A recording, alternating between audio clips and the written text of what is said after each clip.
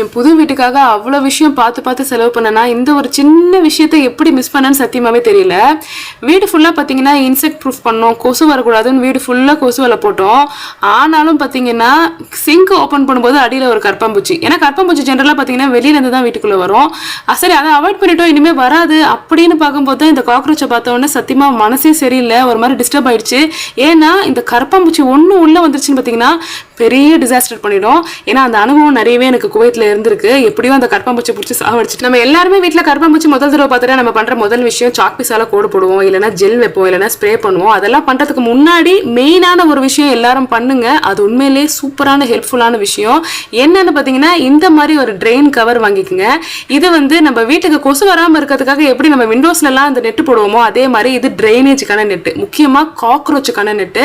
So உங்கள் வீட்டில் cockroach இருக்குன்னா இது வந்து மஸ்ட் பை. எங்கள் வீட்டில் பார்த்தீங்கன்னா நிறைய ட்ரெயின் ஹோல்ஸ் இருக்குது. ஏன்னா 2 டெரேஸு 3 பாத்ரூம்னு சொல்லிட்டு பார்த்தீங்கன்னா எக்கச்சக்கம். ஸோ இது பார்த்தீங்கன்னா சைஸ் சின்னதாக இருக்கேன்னு நினைக்காதீங்க. உங்களோட ட்ரெயின் ஹோலில் கரெக்டாக இது ஃபிக்ஸ் ஆகிடும். அந்த இடத்த மட்டும் நெட் வச்சு கவர் பண்ணிங்கனாவே போதும். இப்போ இது க்ளூவில் தானே வந்து ஒட்டுது. இன்கேஸ் நம்ம பாத்ரூமில் ஃபிக்ஸ் பண்ணுறோம், அதில் தண்ணி பட்டுச்சுன்னா இந்த க்ளூ பிஞ்சிட்டு வந்துருமா அப்படின்னு கேட்டிங்கன்னா, நான் இப்போ உங்கள் கண்ணு முன்னாடி தான் தண்ணி ஊற்றி டெஸ்ட் பண்ணுறேன். எனக்கு பார்த்த வரைக்கும் அந்த மாதிரி எதுவும் வரல. தண்ணியும் பார்த்தீங்கன்னா ப்ராப்பராக ட்ரெயின் ஆகுது. இப்போ சிங்க்ல பார்த்தீங்கன்னா சென்டராக ஒரு ட்ரெயின் வால் மாதிரி இருக்கும். ஸோ அதுக்காக சென்டராக ஒரு குட்டி ஸ்லிட் மாதிரி போட்டு நீங்கள் ஃபிக்ஸ் பண்ணிக்கலாம். ஸோ இப்போ கம்ப்ளீட்டாக பார்த்தீங்கன்னா எல்லா ட்ரெயின் ஹோல்ஸும் ஃபிக்ஸ் பண்ணியாச்சு. இந்த ஒரு ட்ரெயின் கவருக்கு இன்னும் ஒரு சூப்பரான ஒரு பெனிஃபிட்டும் இருக்குது. இது மல்டி பர்பஸ் ஆக்சுவலி.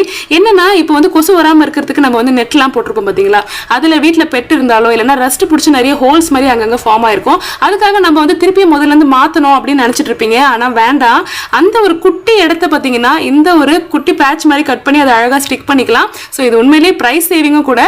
ஸோ இந்த இது பார்த்தீங்கன்னா உங்களுக்கு 10 பீசஸ் இருக்கிற பேக்கெட்டில் கிடைக்கும் இந்த ட்ரெயின் கவர். விலையுமே ரொம்ப பட்ஜெட் ஃப்ரெண்ட்லி. இதோட லிங்க் வேணும்னா வியூ ப்ராடக்ட்ஸ்ல கொடுக்குறேன், தேவைன்னா செக் பண்ணுங்க. பை.